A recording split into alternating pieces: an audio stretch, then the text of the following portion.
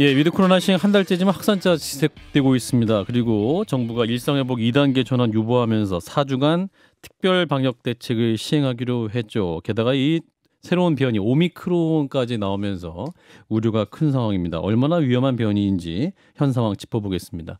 한림대학교 병원 감염내과 이재갑 교수입니다. 교수님 안녕하세요. 네, 안녕하세요. 네, 일단 오미크론 변이 바이러스 이 뭔가요? 짧게 설명해 주시면. 네, 일단은 이제 남아공에서 남아공은 아니죠. 사실 남아프리카에서 좀 유행하고 있는 변이주인데요. 예. 일단 지금까지 알려진 사실은 전파력 부분에 있어서 델타보다는 좀 더 강할 것 같다. 그리고 또 백신의 이제 효과를 떨어뜨릴 가능성이 상당히 높다 정도로 이제 보고된 그런 새로운 변이라고 보시면 될 것 같습니다. 전파력이 세다. 그러면 이게 치명률도 굉장히 중요할 것 같은데 이게 이 바이러스가 오면 어떻게 됩니까? 그 아직 연구 결과 명확히 나온 건 없습니까?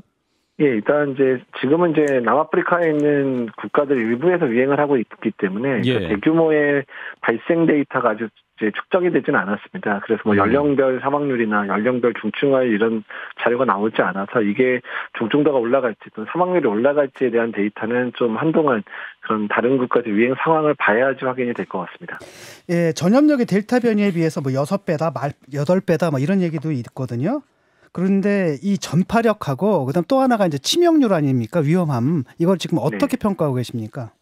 일단 지금은 데이터가 너무 부족한 상황인데 다만 전파력에 대해서 이제 저희가 간접적으로 이제 생각할 수 있는 부분은 남아공에서 유행을 하고 있는 주에서 3, 4주 사이에 델타가 100% 유행하던 지역이었는데 지금 현재 이 변이주가 전체 발생이 한 75%에 100%로 차지하면서 우세종으로 바뀌었거든요. 어쨌든 델타보다는 강력한 전파를 가지고 있다. 이제 이 부분은 어떻든 확인이 되는 것 같습니다. 교수님 지금 남아공 지역이 특히 그렇긴 한데 에이즈라고 하죠. HIV 바이러스가 이게 많이 사람들이 갖고 있는 상태에서 변이가 생긴 걸로 봐서 남아공에서의 통계를 가지고 다른 나라랑 연결시키는 게 좀 어렵겠다 싶은 생각도 드는데 어떻게 보고 계십니까? 예, 그건 맞긴 맞는데요. 근데 어떻든 한 지역 사회 내에서 특정 변이 바이러스가 우세종으로 이제 바뀐다고 하는 부분들은 일단은 이제 그런 전파력에 관련된 부분에 있어서는 중요한 데이터가 되기는 하고요. 근데 앞으로 이제 여러 국가에서 유행을 하게 되면 실제로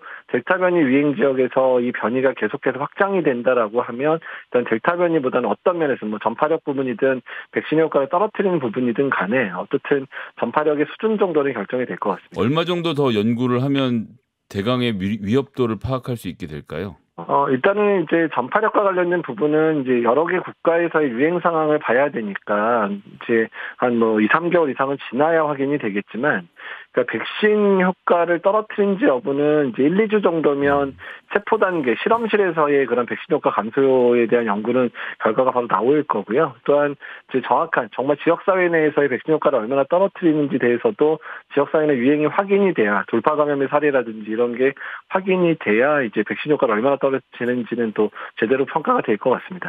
이럴 때마다 맨날 나오는 얘기 있지 않습니까? 바이러스는 통상 감염률이 높으면 높을수록 치명률은 떨어진다. 그러니까 이참에 아예 그냥 델타를 이쪽으로 오미크론으로 바꿔버리는 게 낫다 이런 견해도 나오거든요. 이게 과학적입니까? 지배종이 되는 게 낫다.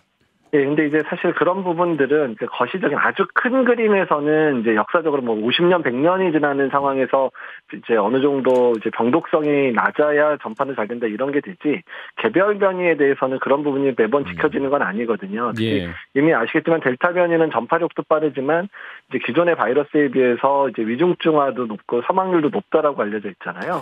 그래서 사실 이제 이번에 나온 오미크론 변이도 그런 형태를 띌 건지는 이제 앞으로의 역학 데이터 지역 사회 내 유행 상황을 봐야지 확인이 될 것 같습니다. 현재 일본이 오늘 오후에 오미크론 확진자가 있다고 지금 보도가 나왔고 우리나라도 지금 나이지리아 방문한 확진자가 오미크론 감염 의심돼서 검사 시행 중이다라는 보도도 있는데 어떻게 보세요? 현재 우리나라에 오미크론이 있을 수도 있다 이렇게도 볼 수 있을까요? 있을 수도 있긴 있겠지만, 우리나라가 사실 근데 아프리카에서 온 사람들에 대한 이제 변이 확인 여부는 전수조사를 이미 1월부터 하고 있었는데, 아직까지 의심 사례는 없었거든요. 그렇군요. 근데 어쨌든 이제 들어왔더라도 한두 증례 정도지, 광범위한 국내 유입 이런 건 아직은 따질 수는 없는 시기일 것 같습니다. 교수님, 지금 이 오미크론이 들어오는 것을 우리가 이렇게까지 자세하게 꼭 알고 있는 것이 좋은 것일까요? 근데 이제 해외 유행 사례들을 어차피 확인은 해봐야 되거든요. 만약에 델타 변이가 인도를 시작해서 전 세계로 확산됐던 것처럼 확산이 오미크론에서 시작된다 그러면 일단 국내에서도 어떻든 이제 그런 델타에서 느꼈던 저희의 심각성이 또 다시 한번 재현될 수도 있기 때문에 어떻든 전 세계 유행 상황들 잘 모니터링해야 되고 국내 유입도 일단 우리나라가 이 부분에 대한 준비가 될 때까지는 최대한 늦추는 거는 필요할 수는 있습니다. 이거 백신은 어떻습니까? 지금 오미크론을 막을 수 있을까요? 지금 우리가 갖고 있는 백신 가지고? 그러니까 일단은 이제 돌파 감염 사례가 늘어날 거는 예상은 하지만 일단 중증 예방 효과는 돌파 감염 사례가 늘더라도 어느 정도는 이제 유지가 되거든요. 그래서 예. 지금 이제 저희가 델타 때문에 부스터샷 접종을 강조하고 열심히 맞도록 하고 있는데 부스터샷을 맞춰서 중화항체까지 많이 올려놓고 T세포 면역도 자극을 해놓으면 일단은 오미크론이 들어와도 돌파 감염이 생기더라도 중증 예방 효과는 상당 기간 유지될 거로 예상을 하고 있어서 현재 부스터샷 자체 접종이 오미크론의 대책 중에 하나가 될 수도 있습니다. 그 PCR 검사로는 이게 그 코로나 감염 여부는 알 수 있지만 이게 어떤 변이인지 모르지 않습니까? 이걸 어떻게 찾아내죠, 그럼? 일단은 이제 워낙이요. 그러니까 이제 PCR 양성자 중에서 변이를 확인하기 위해서는 전통적인 방법으로 전장 유전자 분석이라고 해서 전체 유전자를 다 판독해서 하는 방법이 이제 가장 전통적인 방법이었고요. 예. 다만 델타 변이 같은 경우에는 특정 유전자 부위가 확인이 된 이후에는 PCR 방법을 개발을 해서 이제 확인을 했었긴 했거든요. 근데 예. 일단 전장 분석 방법으로는 지금 당장 언제든 돌릴 수 있는 하면 시간이 3, 4일 이상 걸리니까 그래서 일단 한동안은 전장 분석 방법으로 할 거고요. 그다음에 이제 한 달 정도 되면 이제 이 오미크론만 이제 주로 걸러내는 그런 PCR이 개발되면 좀 더 빠르게 될 것 같습니다. 예, 지금 시간이 좀 부족한 게 너무 아쉽네요. 교수님 오늘 말씀 여기까지 드릴게요. 고맙습니다. 네, 감사합니다. 네, 한림대병원 감염내과 이재갑 교수였습니다.